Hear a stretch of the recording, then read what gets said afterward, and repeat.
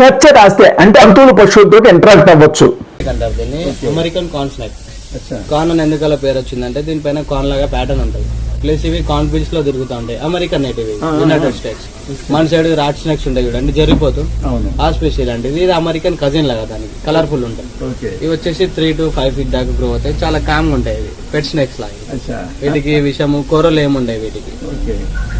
So touch చేయండి madam, పట్టుకోండి. ఏమన్నది బేబీ హ్యాండ్ లో తీసుకోండి. ఒకసారి ఇలా హ్యాండ్ పెట్టండి, 2 hands పెట్టండి.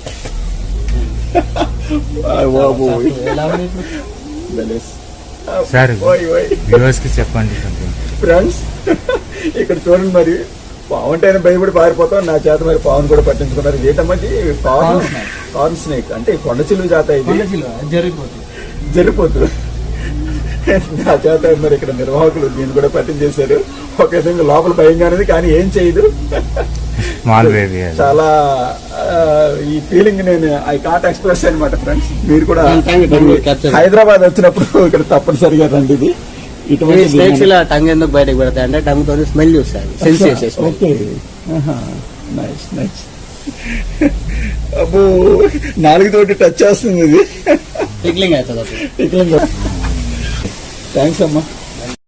పిగ్స్ పేరులో పిగ్ అని ఉన్నప్పటికీ ఇవి పందులకు ఏమాత్రం సంబంధం లేని జీవులు. ఇవి ఒక రకమైన ఎలుక జాతికి చెందినవి. దక్షిణ అమెరికాలోని ఆండిస్ పర్వతాలకు చెందినవి. ఇవి చాలా సోషల్ యానిమల్స్, అంటే ఒంటరిగా ఉంచకూడదు. వీటిని జంటగా లేదా సమూహాలుగా ఉండడానికి ఇష్టపడతాయి. వీటికి తోక ఉండదు, శరీరం గుండ్రంగా ఉంటుందన్నమాట. వీటి ఆయుష్ 5 నుండి 7 సంవత్సరాల వరకు ఉంటుంది. ఇక ఇవి ముళ్ళపంది. చూడటానికి మరి అసలు ఏదో కదంబం వృక్షం పూలు ఉంటాయి కదా, ఆ టైప్ లో ఉన్నాయి. ఇవి 1 year బేబీస్ అట. పడుకుని ఉన్నాయి నేను వెళ్ళేటప్పటికి.